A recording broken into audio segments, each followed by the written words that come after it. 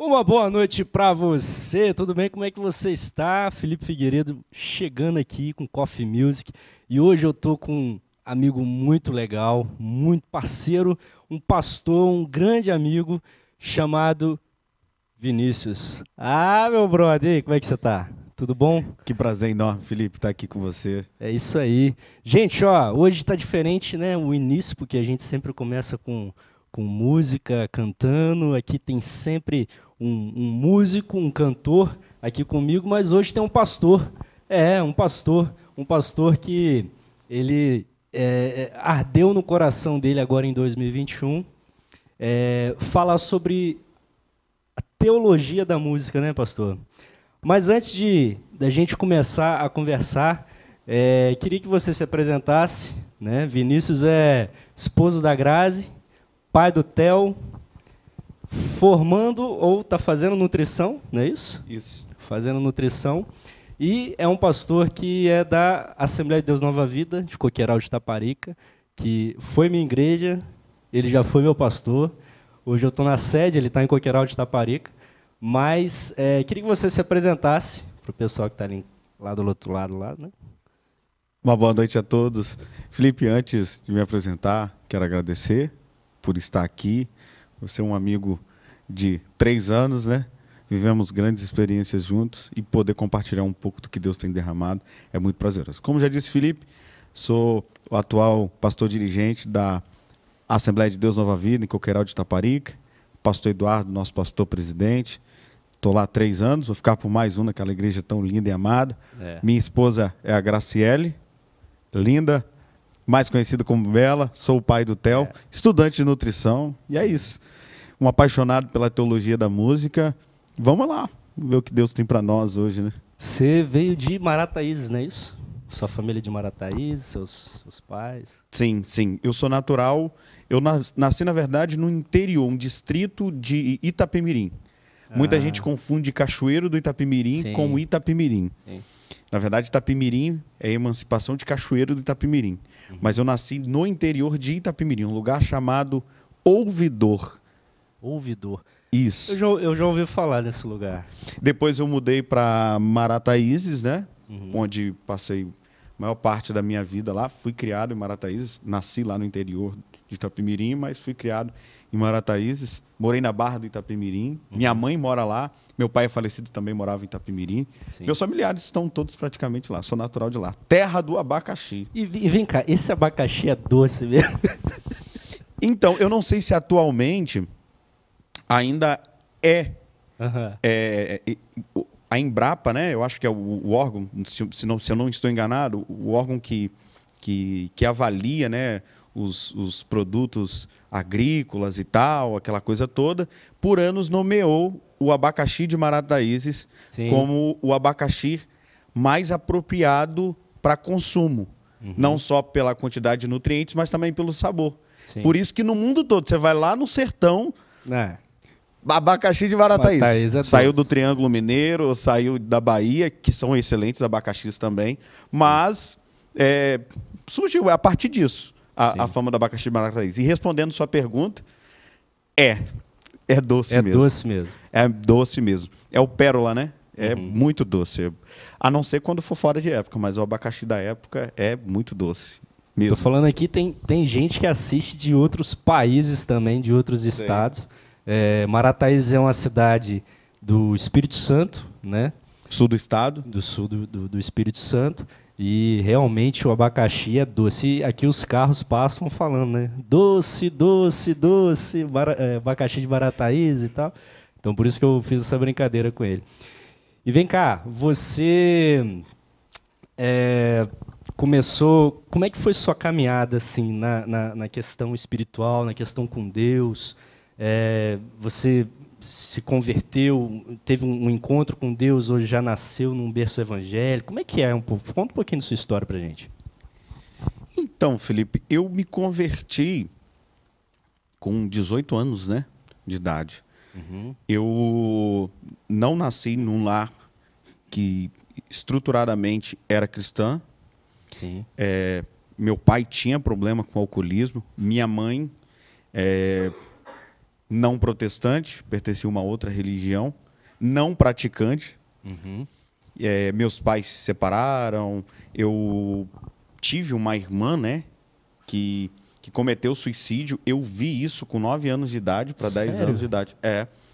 Pouca gente sabe, né? Eu acho que só o pastor Eduardo sabe dessa minha história toda, e Coqueiral de Taparica eu acho que conhece muito pouco. Mas agora o mundo vai saber. agora boa parte vai saber. Então, eu fui criado com esses traumas. Então, você tem um pai alcoólatra, você tem uma mãe criada numa estrutura totalmente anti-família, anticristã, com hábitos totalmente contrário à Bíblia, aos caminhos do Senhor. Eu fui criado nisso. Então, até os meus 18 anos de idade, eu carregava isso. A morte da minha irmã. E um detalhe, né?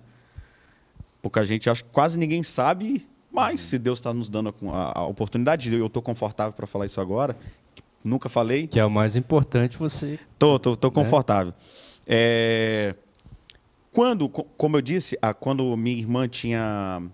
Quando eu tinha 9 anos de idade e a minha irmã tinha 15 anos de idade, ela jogou álcool no seu corpo e riscou um isqueiro, né? O meu pai... não cristão, mas aquela concepção de que não podia engravidar antes de casar, aquela coisa toda. Sim. Independente de ser evangélico ou protestante, ele tinha essa concepção. E um alcoólatra, alguém tomado pelo álcool, quando desconfiou que minha irmã estava grávida, ele falou: olha, se você estiver grávida, eu te mato. Falou da boca para fora. Eu conheci o meu pai e sabia que ele não seria capaz de tal coisa. Mas ele proferiu. Sim. Meu pai nunca foi violento, nunca nos violentou, nada disso. Um homem trabalhador, mas o álcool fazia com que ele tivesse essas reações. A minha irmã se precipitou e tentou se matar da pior maneira possível. Meu Deus. Jogou álcool no seu corpo, riscou. Eu estava chegando da escola, quando ela esperou todo mundo sair de casa, pegou o álcool e fez o ato, cometeu o ato. Eu tinha 9 anos de idade, quando eu cheguei, eu encontrei com ela pegando fogo. Meu Deus, cara. Uma criança vê fogo para apagar, pensa o quê? Água. Eu peguei água e joguei. Nossa. Potencializou as queimaduras. No velório da minha irmã, um tio meu, ele não falou isso por mal, nem falou isso para mim. Ele simplesmente proferiu e não viu que eu estava perto, mas uma criança não vai entender isso. Ele disse: olha, se ele não tivesse jogado água, se tivesse usado uma coberta, talvez isso não teria acontecido. Você se culpou disso, né? Minha irmã ficou 30 dias internada e ela estava grávida mesmo. Depois de 30 dias, minha irmã veio a óbito, queimadura de 3º grau no corpo todo. E eu me culpei. Então, eu não tinha uma mãe com conhecimento cristão, eu não tinha um pai com conhecimento cristão e com essa sensação de culpa. Então, dos meus 9 aos 18 anos... o que eu tinha de oportunidade para tapar a ausência de Cristo, eu procurava praticar. Então, cresci, vamos dizer, dos 9 aos 18 anos. Deus existe numa situação dessa? Na minha concepção, uma criança, ninguém sabia me explicar. Não, isso não pode acontecer com quem... Se Deus existe e tal. Eu criei, até hoje eu não consigo explicar se era uma resistência que eu tinha por causa dos traumas ou se verdadeiramente eu não acreditava que Deus existia. Sim. Aí minha vida foi construída, tomei caminhos bastante errados, tive experiência com droga, tive experiência com crime.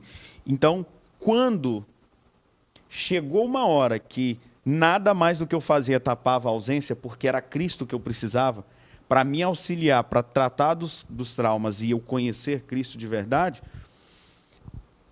foi aos meus 18 anos. Nada mais já preenchia. As drogas já não preenchia, prostituição já não preenchia, a legalidade que o meu pai já tinha deixado do álcool não preenchia. Aí eu tive uma experiência uma vez de estar usando droga. Me dá uma tristeza eu não saber por quê. E fui explicar para um amigo meu, aí ele foi explicar todo o processo, o que estava acontecendo, que é o pastor Samuel, da Igreja Batista Nova Emaús, se estiver assistindo. Foi a primeira pessoa que falou de Cristo para mim, foi ele. Aí, beleza, tive essa experiência sozinho. eu estava com um prato de cocaína. As pessoas que usam cocaína têm um hábito de esquentar a cocaína ou com uma vela, ou num prato, alguma coisa e tal. Sim. Saiu sangue do meu nariz e eu comecei a refletir. Felipe, vão falar que, sei lá, podem falar muitas coisas. Para mim, já era Deus trabalhando em minha vida. Sim. Me bateu uma sensação de arrependimento. O que eu estou fazendo da vida? Dali em diante, nunca mais. Minha vida foi a mesma. Minha madrasta era a única pessoa que acreditava em mim, porque ela era evangélica. Eu não tinha ninguém, nem da família do meu pai, nem da família da minha mãe evangélico. A minha madrasta era evangélica. E eu cheguei a um ponto que só ela acreditava em mim, porque só ela sabia de alguém que podia me transformar. Sim. Para eu fazer média com ela, eu ia no culto de campanha que acontecia na Igreja Batista Nova Emaús numa terça-feira. Eu fui, Felipe, no dia que Deus resolveu me pegar mesmo. Nesse dia que saiu sangue do seu nariz? Não. Depois? No dia que essa sensação que eu tive de sangue cair dentro do prato e tal, ainda passou um período ainda. Entendi. Uhum. Entendeu? Talvez uns 15 dias ou mais. Sim. Mas nessa experiência, foi o que eu disse. Eu já perdi o prazer automaticamente de usar as coisas, de viver uma vida errada e tal. E a minha madrasta era a única que acreditava em mim. Céia, te amo, Valdiceia. Deus abençoe sua vida, tá?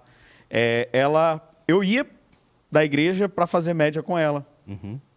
A carência emocional, o senso de gratidão me fazia ir. Aí numa terça-feira, cigarro no bolso, uma bucha de maconha dentro do maço de cigarro. Rapaz, um homem, acho que é Vandilson o nome dele, porque no interior todo mundo conhece. Sim. Falou, você que está aí atrás, ó filho de Alcinho, Deus está falando comigo aqui que você não acredita nele. Mas ainda essa semana ele vai te dar um livramento de morte para você passar a acreditar que ele existe.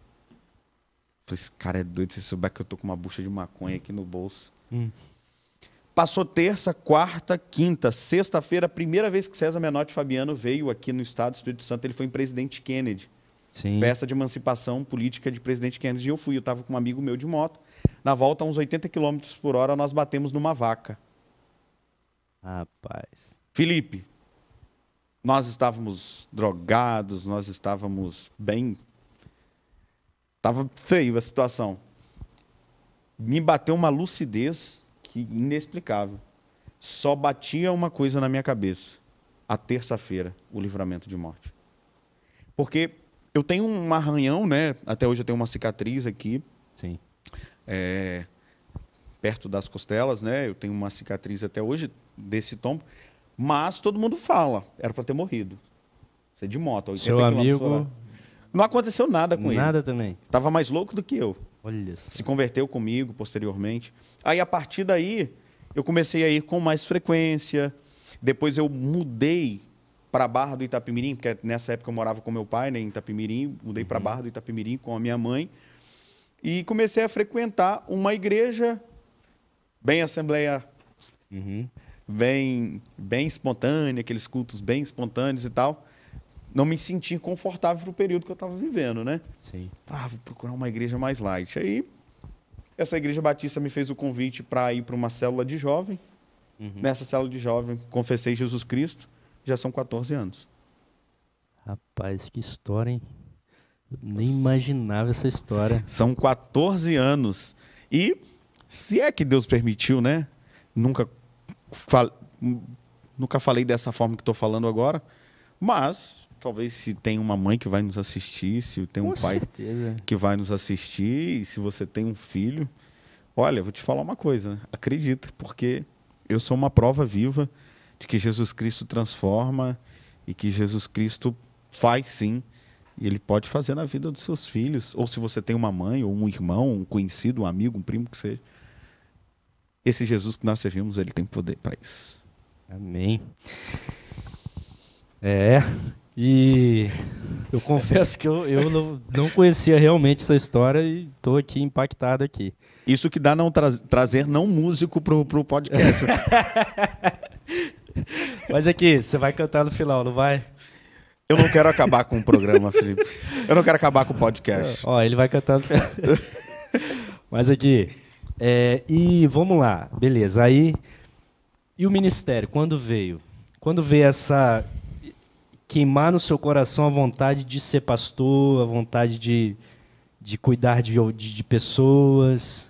Ou isso você não tinha em mente isso Deus colocou no seu coração? Então,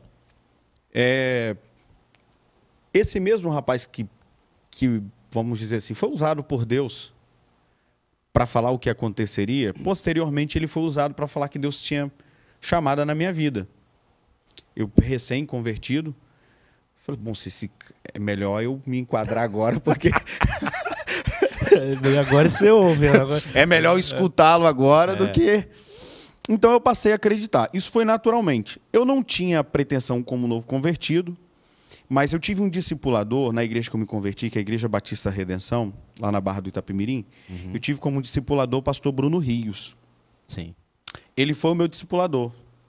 E como meu discipulador, ele sempre falava, Vinícius, se Deus já falou que você tem chamada, procure estudar, procura orar, criar uma estrutura para que seja consistente o seu ministério daqui 5, 2, 10, 20 anos, quando Deus quiser confirmar com ações o seu ministério, você esteja estruturado. Aí, a partir daí, eu comecei a fazer curso teológico, todas as oportunidades que eu tinha de fazer visita com ele, que eu podia, eu ia. Sim. Todas as vezes que ele tinha a oportunidade de me ensinar alguma coisa num sentido de trato pastoral, alguma ação pastoral, sim, ele compartilhava, e eu era uma pessoa muito interessada em aprender. Sim. E todo educador, todo ensinador, quando vê um aluno interessado, ele era apaixonado em ensinar, eu era apaixonado em aprender, então... Uniu o útil ao agradável. Né? Uniu o útil ao agradável. Então, a partir daí eu procurei me fortalecer. Alguns anos depois, eu já tinha concluído, né, o bacharel em teologia, foi quando o pastor Eduardo nos conheceu através do pastor Íris. E o Íris é de lá? Lá de Itapemirim, que foi o meu pastor. Quando o pastor Eduardo nos conheceu através do pastor Íris, nós já estávamos reunindo lá na ADNV de Marataízes. Tá. Era mais perto da nossa casa, eu trabalhava com o pastor Íris. O pastor Eduardo nos fez o convite de vir. Na época, eu iria substituir o pastor André em Portugal.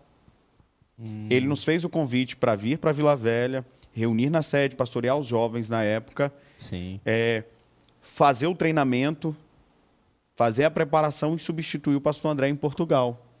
Eu lesionei o joelho, no caso, nós aceitamos o convite, viemos, o pastor Eduardo nos preparou, nos discipulou também, a visão do ministério, o que Deus tinha, né, para derramar na nova vida. Ele queria que entendêssemos esse processo e propósito. Nos enquadramos e estávamos preparados ou prontos, né, para ir. Lesionei o joelho, não foi possível. Aí foi quando, na época, até então eu era presbítero, ele nos enviou para fazer um trabalho pastoral em Santa Paula, na nossa congregação de Santa Paula. Sim. Fiquei 6 meses em Santa Paula, 2 anos em Una, 2 anos em Santa Maria de Itibá, 3 anos em Coqueiral de Itaparica. Que trajetória, hein? E foi natural. Talvez, se você precisa de um resumo, foi natural, foi gradativo. Sim. Eu não era alguém que ansiava muito, a ponto de criar ansiedade, vontade, a ponto de se precipitar para ser pastor, não. Mas eu sempre entendi do meu chamado e me preparei para isso. E as oportunidades foram naturais, foram bem tranquilas. Assim. Então, é esse ponto aí que eu acho muito interessante. Por quê? Você tinha um chamado. Sim. Ok, eu tenho um chamado. O que você fez? Você começou a se preparar para aquele chamado. Por quê? Tem muita gente que tem chamado, tem muita gente que ouve, né, profetas falando e esperam cair do céu a promessa para eles e ok. Mas Deus ele faz o sobrenatural, né? Fato. A gente precisa fazer o que é natural. né? Você tinha um chamado, então o que você fez? Você começou a estudar, você começou a se preparar, você começou a ser mentoreado pelo seu pastor. Perfeitamente. Né? Então, eu acho que isso que é a chave do negócio, porque se a gente começa a entender o que Deus quer para a gente começa a correr atrás também para se capacitar, aí você acabou de falar que as coisas começaram a acontecer. Porque Deus, às vezes, ele reage, né, ao que você faz. Né? Deus ele te deu um caminho, beleza, aí você deu um passo. Aí, porque você deu um passo, ele vai lá e reage, mostrando mais alguma coisa, colocando alguém na sua vida, né? É mais ou menos assim, não é? Isso, o que acontece? Por que eu digo que foi natural? Porque a gente pensava que iria para Portugal, não fomos. Fomos para Santa Paula para uma demanda, vamos dizer assim, probatória e também emergente na época que precisava ser atendida na congregação. Eu não me achava pronto. Mas eu procurei me preparar. Em Santa Paula eu tive como uma escola para Iuna. E o pastor Eduardo você conhece. Talvez muita gente não conhece o trato do pastor Eduardo com nós pastores. Mas o trato do pastor Eduardo com nós pastores é de ovelha. Exemplo, o pastor Eduardo, quando ele me liga, antes de perguntar da congregação, ele pergunta, como é que você está? Como é que está a sua esposa? Como é que está... Interessante. Ele usa alguns adjetivos, né? Porque ele tem muita intimidade, brinca muito com a minha esposa, brinca muito com o Theo. Ele usa alguns adjetivos para a Graciela e para o Theo, de tão brincalhão, de intimidade que a gente tem. Ele sempre deixou isso bem claro para a gente. Olha, não se preocupa, faça naturalmente o que Deus te propõe a fazer aqui e Ele vai te preparando para cada passo. Sim. Eu não me achava pronto para Santa Paula, Deus nos abençoou. Não me achava pronto para Iuna, Deus nos abençoou. Santa Maria de Jetibá, então, quase enlouquecemos. E o que é engraçado é que é o seguinte, eu tenho um senso de responsabilidade muito grande. Eu fui o evangelista mais novo que o pastor Eduardo consagrou até hoje. Nunca na história da Nova Vida o pastor Eduardo consagrou um pastor com menos de 32 anos de idade. Eu fui pastor com 28. Olha a responsabilidade que tenho de gratidão. Então, como eu disse, desses 10 anos entre conversão e pastorado, foi natural, eu fui vivendo cada processo de maneira... Eu não me projetei, eu não me imaginava. Você lembra quando eu cheguei em Coqueiral? Eu cheguei, gente, o que eu estou fazendo aqui? Alguém do interior que pastoreou no interior chegando aqui na igreja. Então, tipo assim, tinha os desafios, toda a igreja tem os seus desafios, sim, mas foi natural, é viver o processo. É clichê hoje, mas não tem para onde dizer. O processo... ele necessário, né? É necessário. O propósito e o processo, um vai coroar o outro. Sim, sim. E nenhum isenta o outro. Eu tinha um propósito e cada processo para viver o propósito, eu não me precipitei, não tive medo, não tive anseio. Estou dizendo que foi um mar de rosas, não, tá? Sim. Eu estou dizendo do propósito. O processo foi muito dificultoso, mas Deus vai honrando com cada o processo fase. Amadurece, né? Amadurece. Você vai criando casca, né? Agora, Felipe, a pergunta que não quer calar, você não vai cantar, não? Rapaz, calma, rapaz. Calma. Tá, beleza, vamos lá. Aí, brincadeira, tá, Felipe? Fica à vontade. No final eu vou cantar. O programa é seu, fica à vontade, tá? Se sinta em casa. Tô vendo que você tá querendo me entrevistar aí. Mas vamos lá. Beleza. Aí... Esse podcast aqui, a gente fala de música. O que eu tô fazendo aqui? E aí tem um pastor aqui falando de ministério. O que tem a ver uma coisa com a outra? Pois é. O pastor Vinícius é um pastor que, esse ano agora, 2021, como eu falei no início, começou o que eu tô falando que eu estou sentindo. Depois você fala se é verdade ou não. Eu vi começou a arder no seu coração, a queimar a questão de direcionar, talvez, os músicos, que tem muito músico perdido aí, que não sabe o porquê que está tocando, que não sabe nem... que precisa de um direcionamento. E eu vi que isso foi muito latente em você. Você começou a trabalhar isso, e isso está criando uma proporção que parece estar sendo um nicho que você está caminhando nele. E parece que é algo que Deus que colocou, é algo que Deus colocou no seu coração, lógico, né? Mas é algo que parece que precisava de alguém, de uma voz, para falar com os músicos aqui do estado e do Brasil, né? E do mundo, porque hoje a gente não tem mais fronteira, né? A gente está falando aqui de Pastor Eduardo, a gente está falando aqui de Santa Maria de Etibá, tem gente de outros estados, tem gente até de outros países que assiste os programas da TV IBMS que nem sabe o que é isso, mas o Pastor Eduardo é o pastor presidente do ministério dele, a qual é o meu pastor também, nós somos do mesmo ministério. Mas assim, hoje não tem fronteira mais. Então, o que Deus colocou no seu coração, essa teologia da música, é algo que eu acho que era muito necessário. Então eu queria entrar nesse assunto agora, a gente trocar uma ideia sobre isso. Eu queria que você falasse para a gente qual é o perfil do músico hoje na igreja brasileira.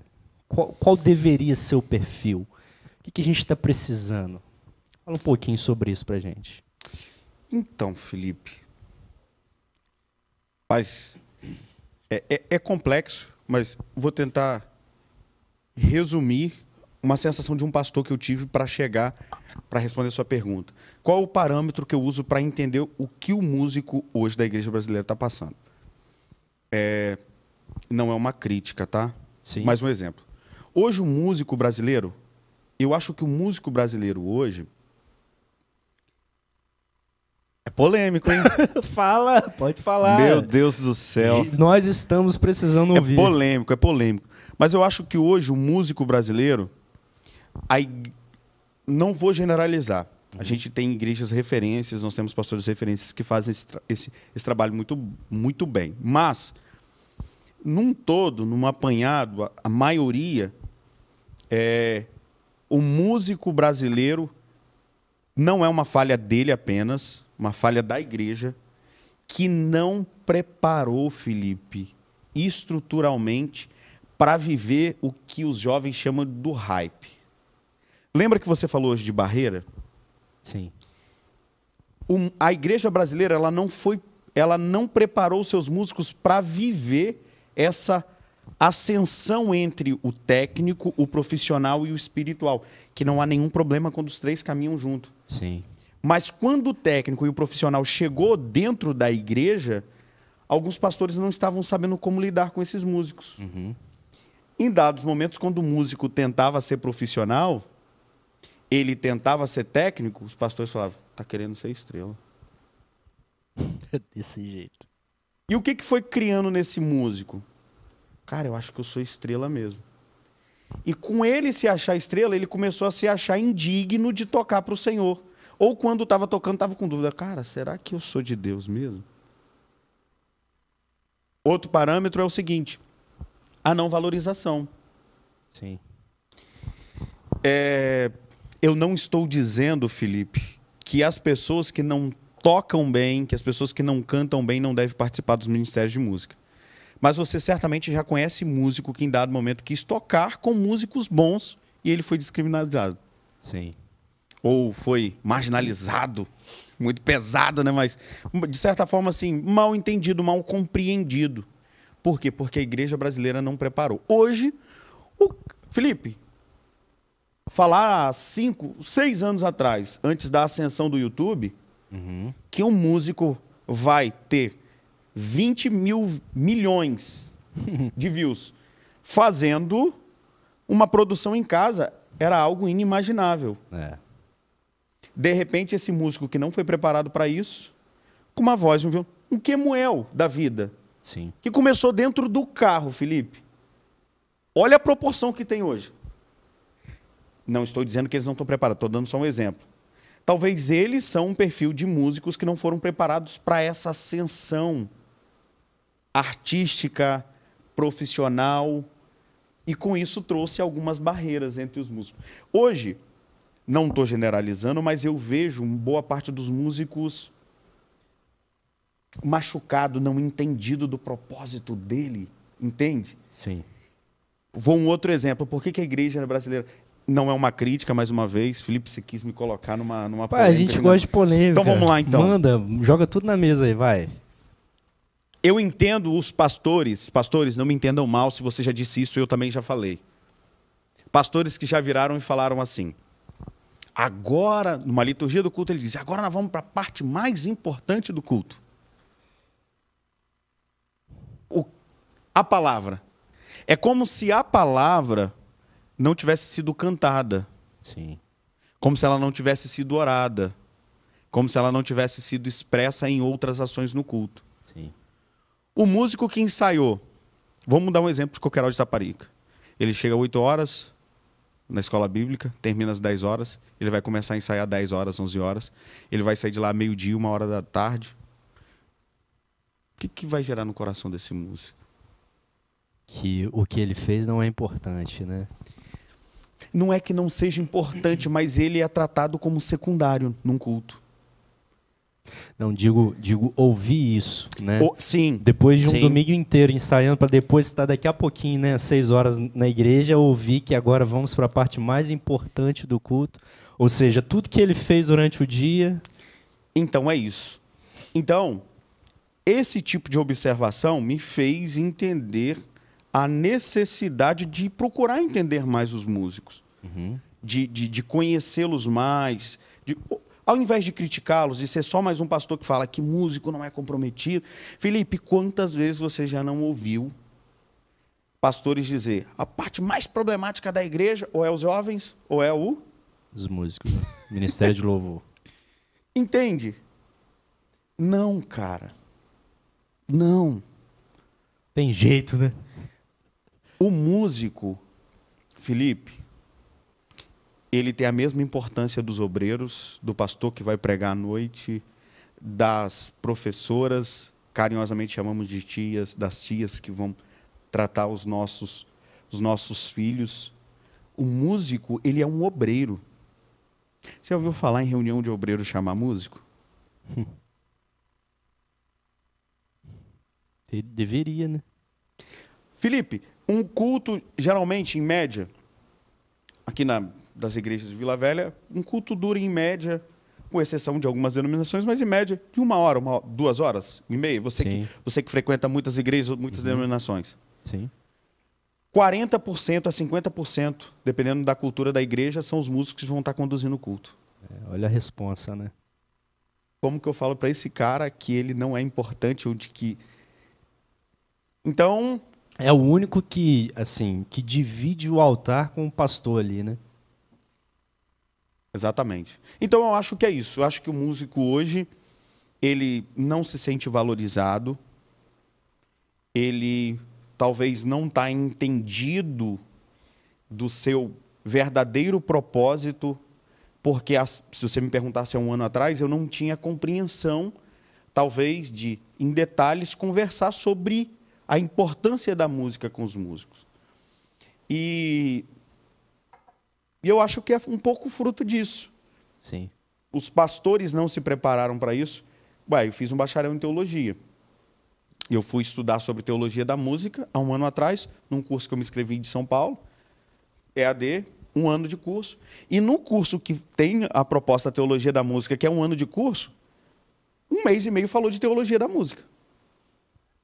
Falou sobre louvor, sim, falou sobre adoração, que são coisas distintas. Lógico que a gente entende que uma coisa está ligada à outra. sim. Mas louvor é um ato de enaltecer alguém, uma superioridade. Adoração é aquilo que é contínuo, é o reconhecimento diário, momentâneo ou eterno de algo que você está constantemente oferecendo. E a música pode ser, sim, um louvor ou uma adoração. A música, perdão, pode ser um louvor ou pode ser uma adoração. Toda adoração é através da música? Não. Todo louvor é através da música? Não. Mas a música, por necessidade, ela vai ser um louvor ou vai ser uma adoração. Interessante isso, hein? Felipe, é muito profundo. É muito profundo. Eu nunca, até então, até esse meu interesse, eu nunca tinha ouvido falar sobre Davi nomear um ministro de louvor. Está na Bíblia. Uhum. Eu nunca tinha ouvido falar sobre uma oportunidade em que um profeta manda um rei entrar no meio de profetas que estão tocando, e através de entrar no meio deles, que eles estão tocando, vai ser cheio do Espírito Santo e se tornará um novo homem. Quem é esse? Ah, vai pro retiro que eu vou te falar. Ah, você vai falar comigo. 1 Samuel, capítulo 10, Saul está procurando as jumentas do seu pai. Quando ele encontra com o profeta fala, olha, negócio de jumento é só uma prerrogativa. Você veio aqui, estou parafraseando, né? Sim. Você veio aqui porque você é o próximo rei de Israel. Pode voltar. Quando você chegar em frente ao acampamento dos filisteus, você vai ver um outeiro, um morro. Você vai ver um monte. Vai estar descendo profetas com instrumentos. E o engraçado é que é o seguinte, é nomeado instrumentos de ritmo, de harmonia e de melodia. E olha o que o profeta diz. Você vai entrar no meio deles. Quando o profeta fala isso com Saul, ele já tinha derramado óleo sobre a cabeça de Saul, na casa dele. Sim. Opa, peraí, mas o símbolo máximo não é a unção com óleo? Qual é a necessidade de entrar no meio de profetas que estão manuseando instrumentos para se tornar um novo homem e o Espírito Santo se apoderar dele? A resposta você já sabe. Salmo, de número 22, 2 e 3. O Senhor habita no meio dos louvores. E a palavra habitar significa tabernacular, né? Trazer moradia, trazer atributos, trazer acampamento. Por isso que eu falo que o músico brasileiro ele ainda não entendeu isso. Cara, eu sou um porta-voz de Deus aqui.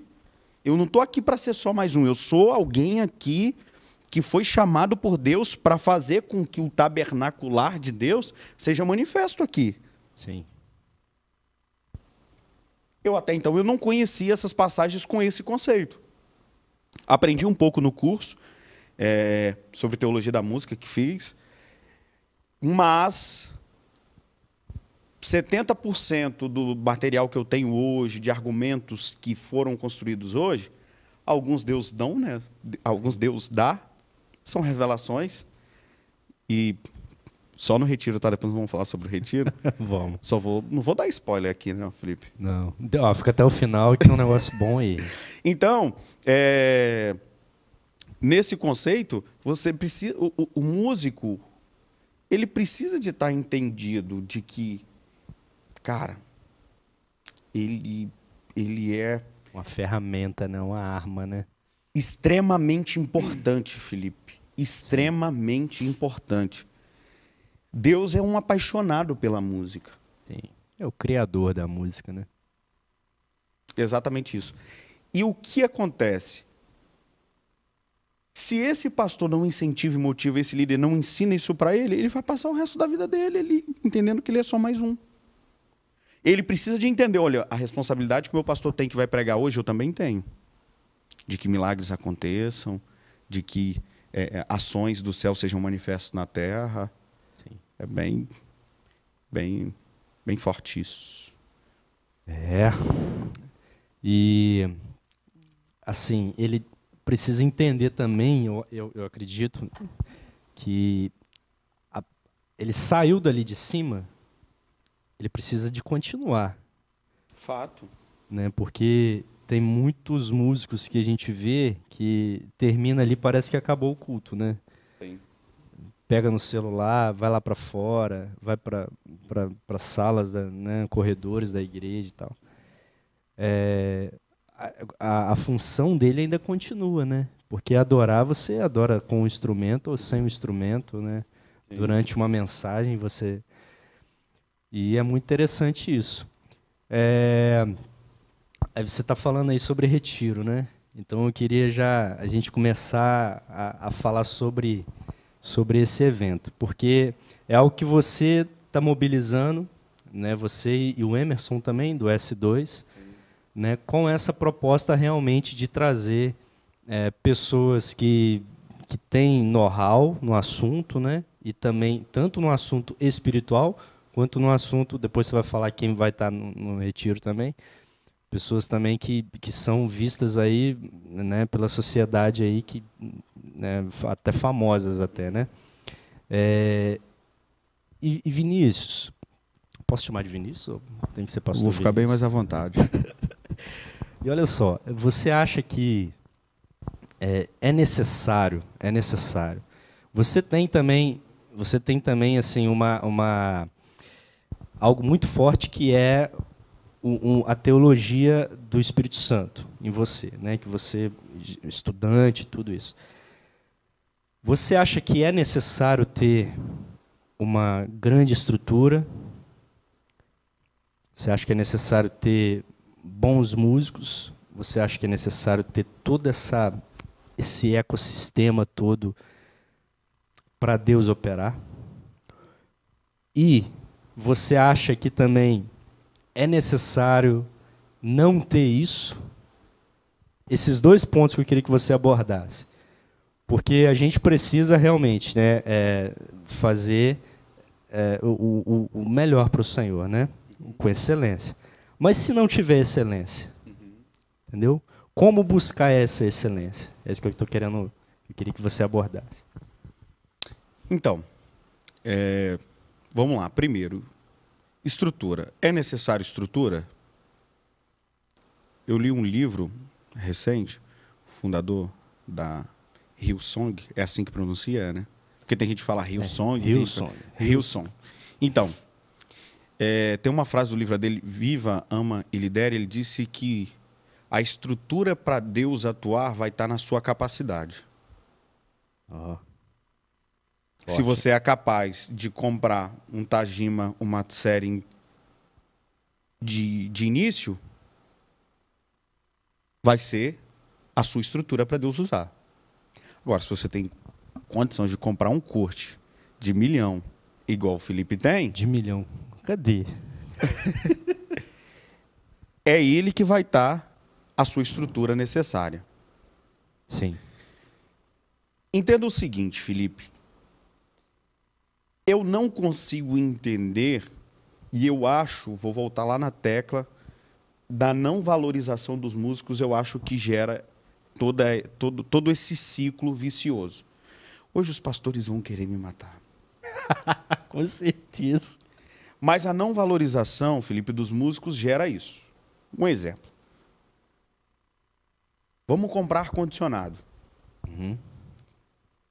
Beleza, vamos comprar ar-condicionado. Vamos tratar acústica. Vamos comprar uma mesa de som. Vamos comprar. Vamos botar piso. Vamos comprar instrumento. Tá doido? R$8.000 num teclado. Então, eu acho necessário procurar sempre querer evoluir. A sua primeira pergunta é necessário estrutura? A estrutura vai ser de acordo com a capacidade que você pode oferecer. Se você pode evoluir, é necessário evoluir. Se você tem condição de evoluir, tenha necessidade disso.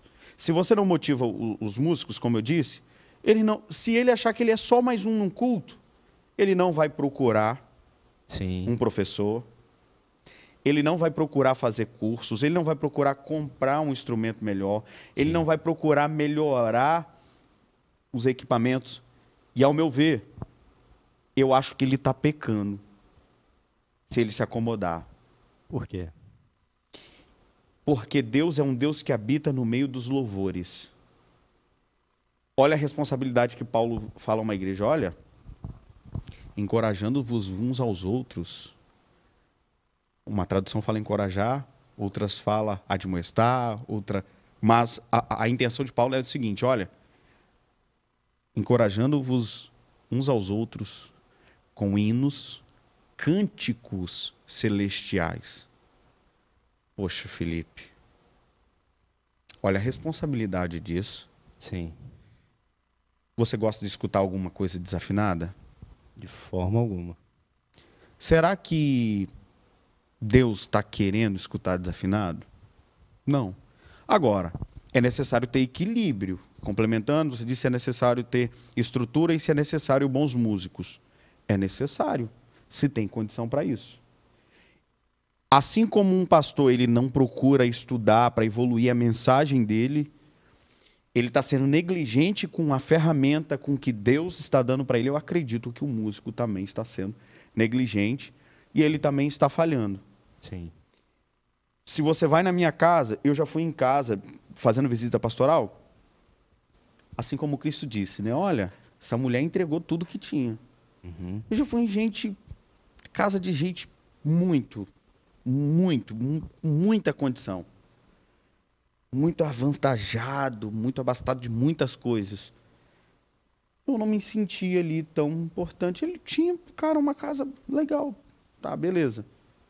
Mas já fui em casa de gente simples que entregou o seu melhor.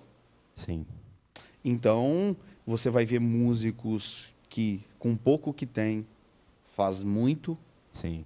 E músicos que têm muita técnica, bons instrumentos e que já perdeu essa sensibilidade. Então, é necessário, sim, ao meu ver, estrutura. Eu acho que o Ministério de Louvor deve ser prioridade, como tudo na igreja. Sim. Como eu já disse, Felipe, eu vou mais além. Olha que coisa linda isso. Pouca gente sabe disso. Ou muita gente sabe e ainda não parou para entender o quão forte é isso. Capítulo 1 de Abacuque. Abacuque fala com Deus, Deus responde. Capítulo 2, Abacuque fala, Deus vem com uma resposta. É isso, isso, isso. Isso está assim, assim, assim, assim, assado. Acredita-se a história que entre o capítulo 2 e o capítulo 3 de Abacuque são passados alguns anos. E a história não dá exatidão de quantos anos. Sim. O primeiro, ele ora, Deus responde. O segundo, ele ora, Deus responde. E Deus dá uma palavra exortativa. No terceiro, Abacuque não vai orar. Verbalmente, nem com o joelho dobrado. Verso 1. Oração do profeta Abacuque sobre a forma de canto. Cantar. O que Abacuque foi fazer? Ele foi expressar o sentimento que ele tinha através da música. Talvez, por já se sentir constrangido de em outras oportunidades, ele não conseguisse ser tão verdadeiro com Deus quanto era o sentimento dele. Aí no verso 2, que é uma música, ele está dizendo: Senhor, aviva a sua obra no meio dos anos. Então, como eu vou promover alguma coisa para Deus que tenha tamanha responsabilidade, como eu já disse, de Saul, transformar no novo homem, de encher do Espírito, de fazer com que avivamentos aconteçam, fazer de qualquer jeito? É algo a pensar, né? A refletir, né? Aos pastores das igrejas aí. Mas eu acho, Felipe, que o medo dos pastores é bom, entre aspas. Eu vou dizer por quê. Eu acho que é um medo de... É o medo dos músicos o medo dos músicos perderem o alvo, perderem o propósito inicial. Sim. Eu acho que isso é uma forma de proteger. Mas eu acho que Deus tem levantado pessoas. Eu sou uma gota no oceano. Mas muita coisa que eu preciso, eu ainda tenho que Google Tradutor. Sim. Eu tenho que pegar uma frase, um exemplo, né? Em inglês, pego alguma coisa em português que eu preciso, coloco em inglês e vejo alguma coisa que não entendo nada de inglês, Google Tradutor, para eu ter um material consistente. Porque ainda é um tanto quanto escasso. Sim. Hoje no Brasil são poucos que falam. E os que falam, e desses poucos que falam, Sim. falam mais, como eu já disse, para o louvor e adoração. Mas Deus tem levantado pessoas, Deus tem levantado músicos, Deus tem levantado homens extremamente importantes. Qual a sua segunda pergunta? É um novo tempo, né? Não, você respondeu. Você respondeu. Era do... Inclusive, se precisava de bons músicos. Inclusive, essa questão de estrutura, eu queria até linkar com a sua viagem boninal. Sim. Né? Eu já falei várias vezes aqui, quem acompanha sabe, né? Houve uma viagem em Boninal, até o Adonis Vinícius veio, que foi o primeiro podcast, foi com ele, né? É um grande amigo, e eu quis trazer pelo trabalho que vocês fizeram lá, muito bonito. Ele levou baquetas, né? Semeou na vida das crianças, e vocês levaram justamente um técnico de som para dar uma palestra. Levaram o Emerson, que é um produtor, né, do S2, um grande estúdio aqui no Espírito Santo, ganhador do Grammy, né? Levou ele, levou vários músicos. Para quê? Para falar da teologia da música, para explicar a parte técnica, para estruturar isso daí que você falou. É necessário? Tanto é como vocês foram lá na Bahia, no sertão da Bahia, levar essa estrutura, semear essa estrutura, começar a, inclusive até deixar um som lá, né? Eu queria que você falasse só um pouquinho sobre essa viagem para a gente. Sim, a viagem nasceu a partir de algumas experiências com a música. Lembra uma vez, acho que você ainda estava reunindo conosco, num domingo que eu preguei justamente Salmo 22, falei sobre Deus habita no meio dos louvores e tal. Você chamou todo mundo na frente. Foi, chamei os músicos lá na frente, então. Naquele dia, uma centelha nasceu. Uhum. Vocês, músicos, falaram, pastor, pô, que legal, nunca tínhamos ouvido alguma coisa sobre desse jeito. A gente nunca tinha visto alguém no domingo e tal, nem eu. Sim. Para mim foi novo. E a partir daquilo ali eu falei, opa, peraí, talvez Deus quer, através de mim, realizar alguma coisa. Nasceu a viagem de Boninal através do trabalho que nós fizemos no evangelismo no período da pandemia. Na pandemia. Que foi um belo de um trabalho, né? Então, todo mundo fala o seguinte, Felipe, já vou chegar em Boninal, tá? Sim. Todo mundo fala assim, é difícil botar músico para tocar dia de semana na igreja. Eu nunca tive esse problema em Coqueiral, nunca tive esse problema em Santa Maria de Jetibá, Sim. Não tive esse problema em Una e nem em Santa Paula. Em Santa Paula eu tinha um evangelista Adriano que tocava violão, era Sim. Só ele. E a essência é a mesma de Coqueiral hoje, com a estrutura que a gente tem. Sim.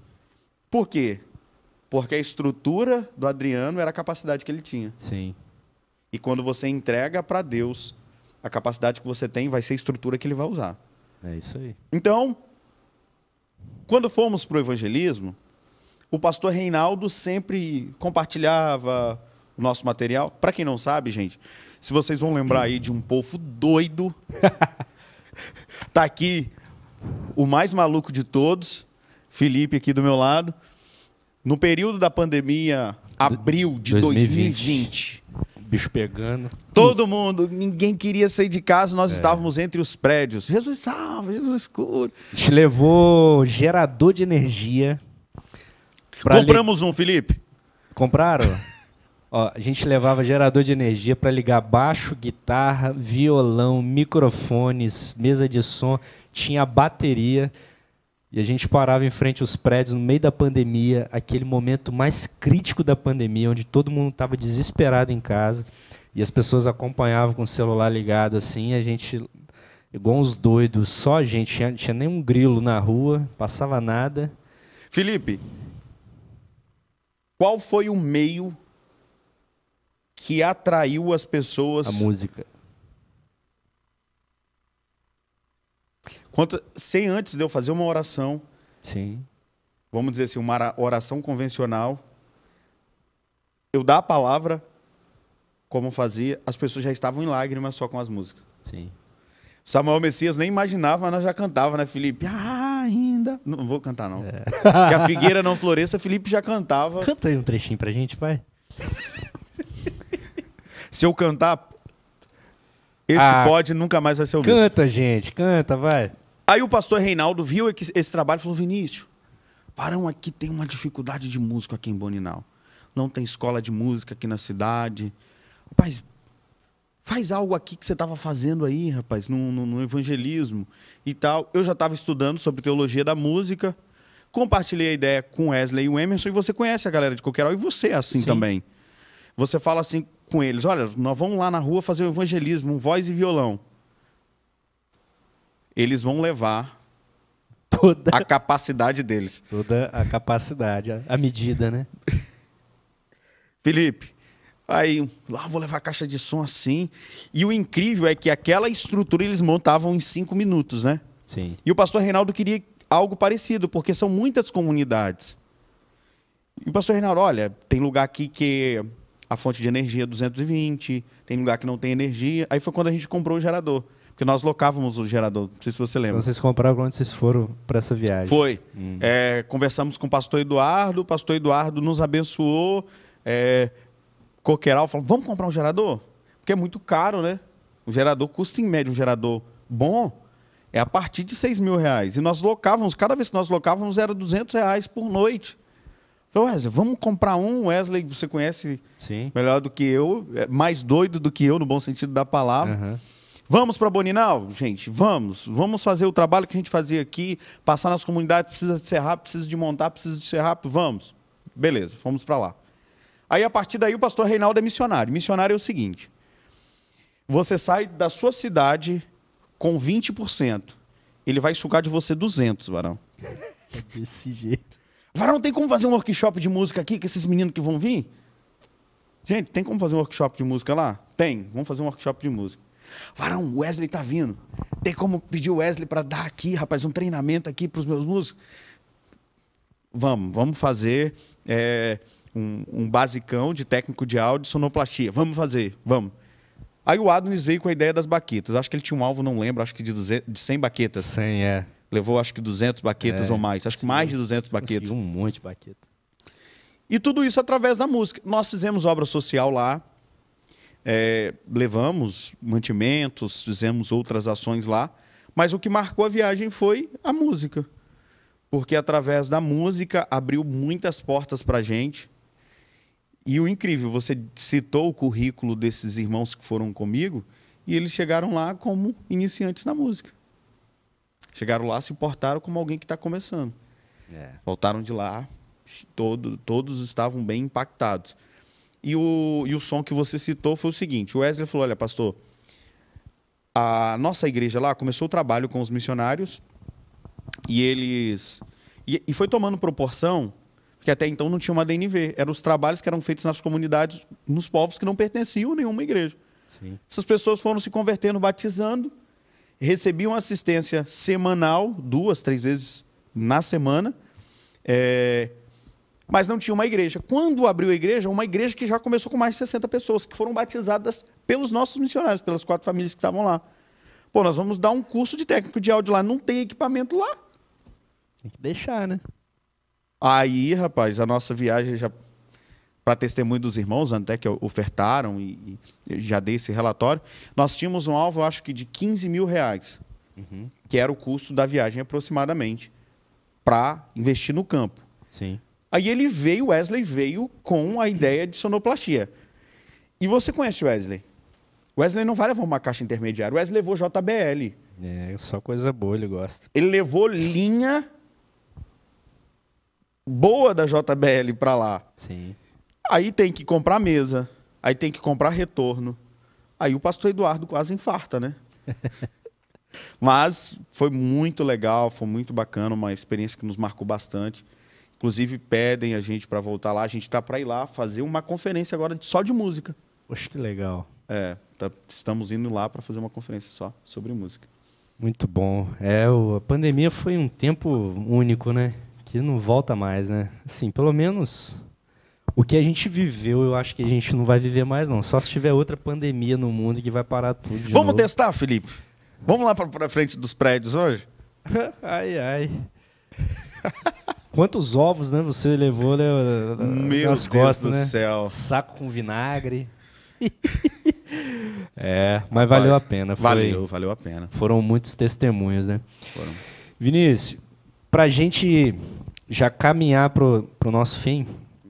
Eu queria falar um pouquinho sobre o evento, sobre a conferência, né? O retiro. O Retiro para Músicos. Sim. Retiro para Músicos. Quem vai estar nesse retiro? Fala nomes aí. Então, o Retiro para Músicos surgiu a partir dessa ideia de que, tipo, eu como pastor procurei ajudar, orientar como um pastor dos meus músicos. Sim. E a partir disso eles começaram a incendiar com outras pessoas que passaram a ir lá compartilhar conosco do que Deus tinha derramado. Surgiu a ideia do retiro. Ou seja, retiro para música. Eu particularmente nunca ouvi. Nunca ouvi na minha vida. E retiro sobre adoração, sim. Sim, E nós temos, para a glória do Senhor, o Brasil hoje é uma referência nisso. sim. Nós temos pessoas, o Alessandro Vilas Boas é uma referência, Ludmilla hoje não mora mais aqui, mas partiu daqui. Sim. Subirá não é, vamos dizer assim, não é o carro-chefe dele, não é o nicho principal dele, mas também fala disso muito bem. Azaf Borba, Azaf, Ademar de Campos. Tem uma galera fantástica, incrível, que fala sobre isso. Vamos Cirilo, fazer? né? Antônio Cirilo. Antônio Cirilo. Tem gente que fala, worship. Irmão, eu escuto worship desde que eu me converti. Você gosta de dar uma chapada também, né? Eu sei. Fala isso não, Eu Felipe. sei que você Fala gosta. isso não, eu sou um pastor assembleano, rapaz. Gente, chapar é chapar no espírito, tá? Então, pastor assembleano, gente, não fala essas coisas, não. Até parece. Brincadeira, gente, brincadeira. Então vamos fazer um retiro para isso? Vamos fazer um retiro para isso. Aí a gente pegou pessoas específicas que são referências não só nos seus instrumentos, mas por causa dos seus testemunhos da vivência com a música. Quem vai estar? Cantor Lucas Agostinho vai estar com a gente. Lucas Augustinho, aquele do Eu Quero Viver. Como é que é o feat com Kemuel, né? Uhum. Ou vontade de cantar, Felipe? Ele vai cantar no final, vai. Ou não? O Lucas Agostinho vai estar conosco. Vai estar o batera, o Cleverson Silva. Os bateras, creio que a maioria deles devem conhecer. O desconhecido Cleverson Silva. Um dos maiores do Brasil. Ele toca na Assembleia de Deus do Brás, não é? Eu não sei se atualmente ele é um dos líderes. Ele foi um dos líderes. É porque ele teve, no final do ano passado, ele mudou para Portugal. Ah, tá. Mas quando ele retornou para lá. Ele era um dos líderes do Ministério de Louvor de lá. O testemunho dele é incrível, né? A música é um campo missionário para ele. Ele até hoje congrega na Debrais. Vai tá conosco falando. Ele vai fazer um workshop de bateria, musicalmente falando, e vai ter uma parte que ele vai falar sobre a ação de Deus na música e tal, sua experiência. Vai estar conosco o Ded Coutinho, que é o atual baixista da Fernanda Brum, e faz um back, de vez em quando faz um dueto nos shows dela. Vai estar conosco o tecladista, né? Johnny S.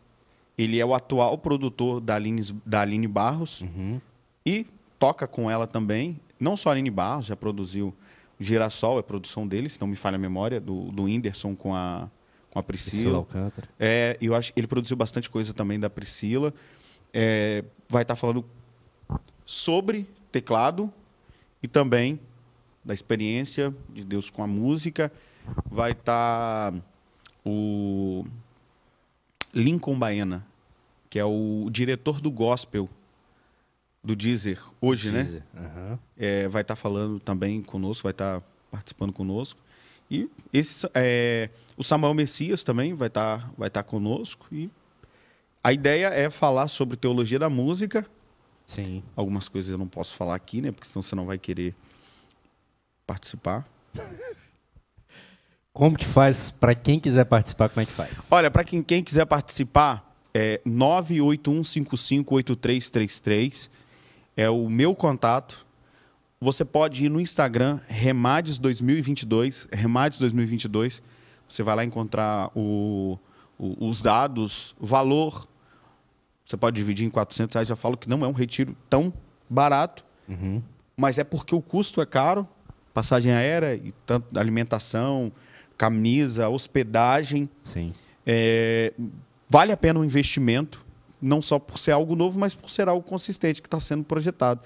Então, o número que eu já citei, Remades, você vai ter lá o meu contato também, você vai ter o contato do Emerson lá, você vai encontrar, vai ter maiores detalhes lá. Vai ser no dia 11, 12 e 13 de março de 2022. É isso aí. Vai estar tudo aqui, quem está no YouTube vai estar tudo na descrição. Acho que quem está no site também vai estar. E é um investimento, né? É um investimento. Para quem quer crescer espiritualmente, crescer também. Estou falando para músico agora, né? para quem quer crescer também tecnicamente. E uma das melhores coisas para você crescer é você ouvir a história de quem já viveu o que você quer viver. Forte. Tipo, você quer chegar em algum lugar, a melhor coisa é você perguntar para quem já chegou como que é chegar naquele lugar. Então, assim, vai ter pessoas que são feras. Cleverson Silva, se não for o maior baterista do Brasil, mais conhecido, mais famoso, é um dos. Ded Coutinho, baixista, é só gente boa, só gente boa. Esqueci de falar. Júlio Vinícius Pereira Paz Vai e Emerson Bruno. Júlio Vinícius. Quem é Júlio Vinícius? Olha ele aqui. O que entregou esse conteúdo maravilhoso pra gente hoje. E o Emerson, do S2, também. Uma coisa que você falou, só pra gente fechar, é muito interessante que a gente vai deixar para um próximo episódio, né? Porque você vai voltar aqui. Você tem bastante conteúdo bom. Depois do retiro, aí A gente vai voltar aqui, beleza? Fechou? Pode ser. Mas participa do retiro. Vale muito a pena, gente. Mas algo interessante que você falou é sobre o Cleverson. O que acontece? Eu vi Rodolfo Abrantes falando.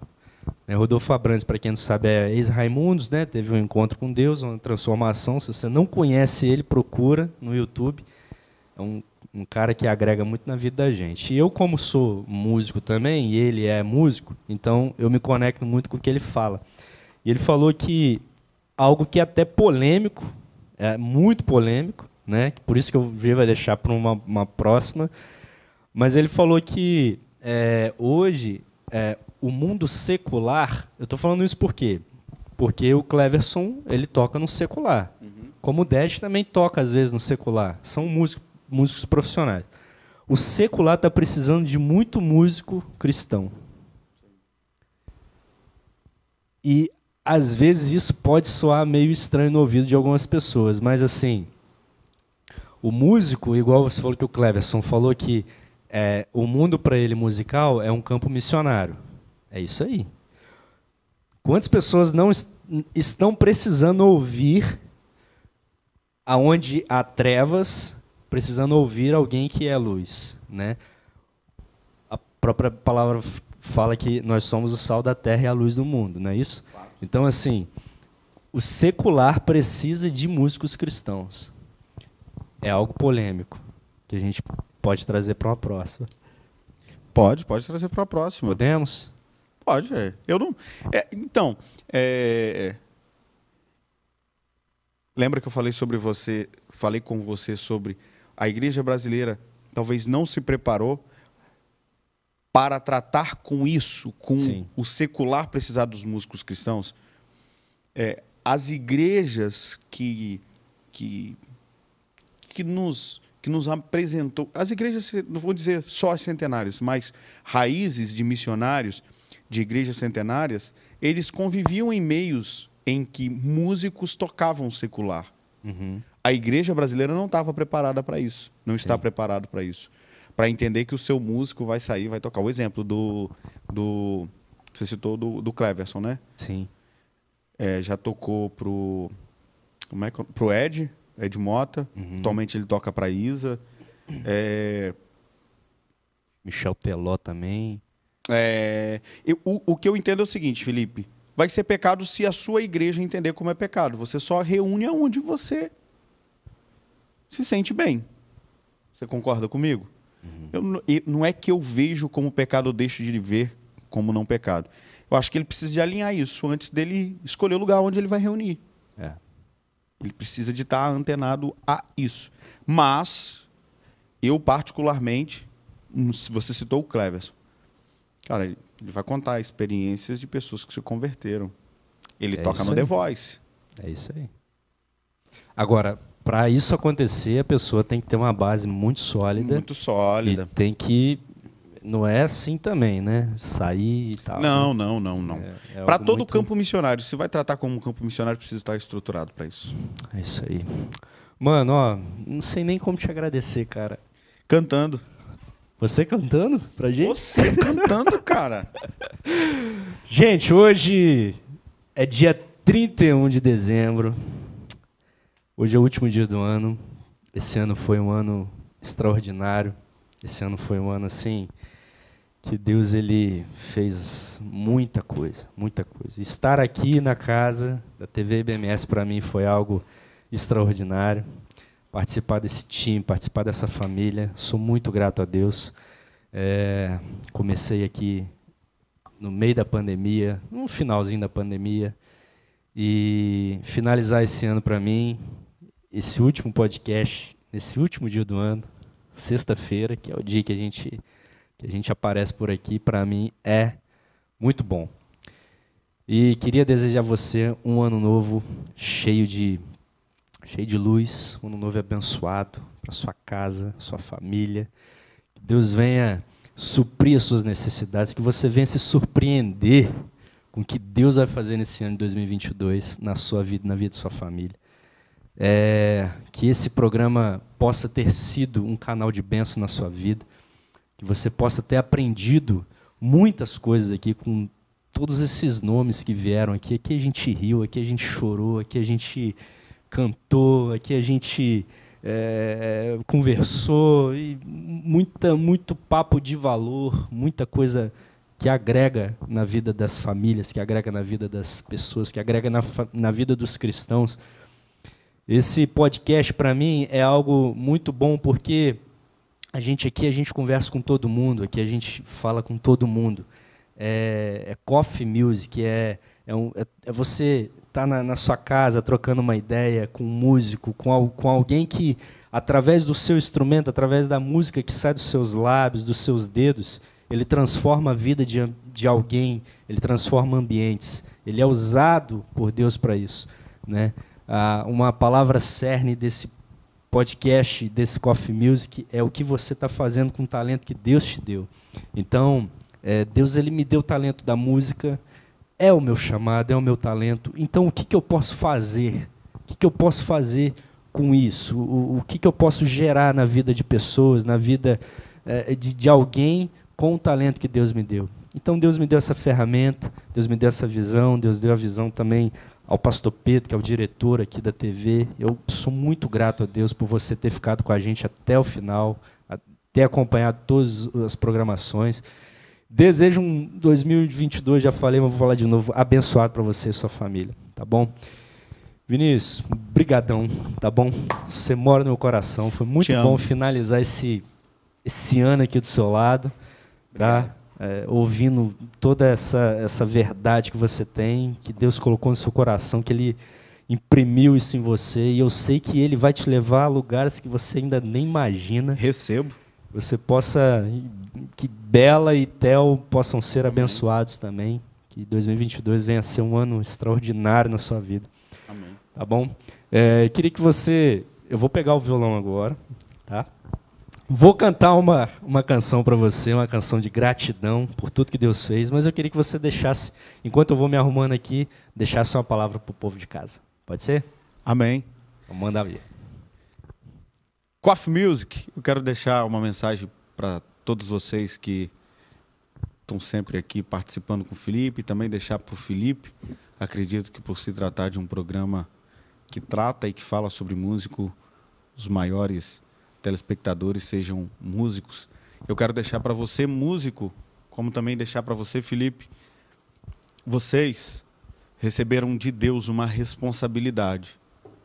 E eu não falo responsabilidade com senso de cobrança. Eu falo que vocês receberam responsabilidades com termo de privilégio. Vocês são pessoas que Deus separou para estar aqui na terra, fazendo com que a glória dele se manifeste. E você, músico, que ficou parado em 2021, 2022, que seja o ano para que você volte a ministrar, a cantar. E você que ainda não assumiu ainda de verdade o seu compromisso com Deus através da música, assuma, porque Deus quer encorajar, quer avivar, quer fortalecer pessoas através da sua vida. Feliz 2022, abençoado, de paz, de alegria e de presença do Senhor. Amém. Eu quero cantar essa canção aqui, a última do ano. Você seja abençoado aí na sua casa, amém? Eu te agradeço, Senhor, pelo carinho, pelo amor, pelo cuidado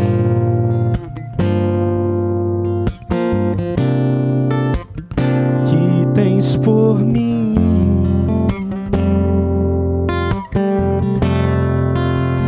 Toma minha vida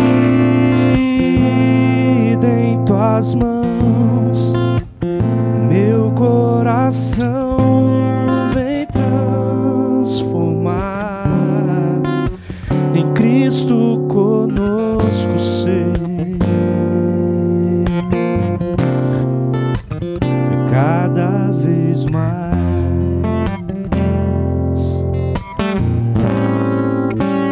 Quanta esperança,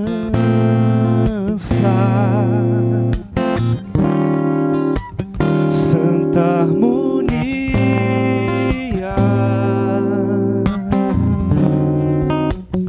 ouço uma voz me chamando, voz de perdão.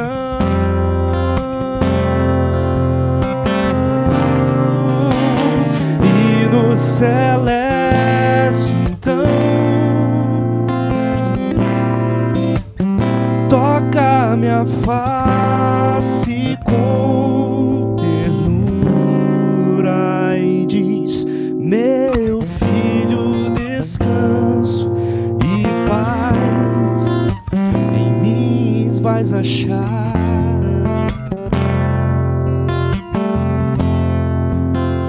Cristo, te amo, tu és minha luz,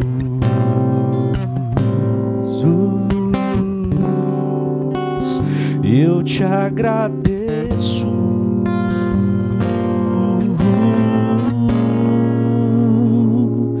querido Jesus.